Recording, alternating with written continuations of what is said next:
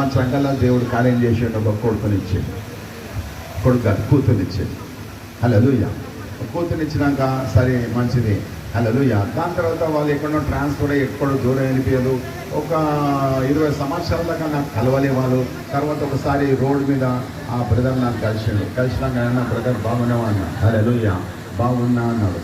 నీకు దేవుడు ఒక బిడ్డనిచ్చింది కదా, ఎట్లుంది ఆ పాప అంటే, ఒకరు కాదన్నా 7 అన్నాడు. హల్లెలూయా.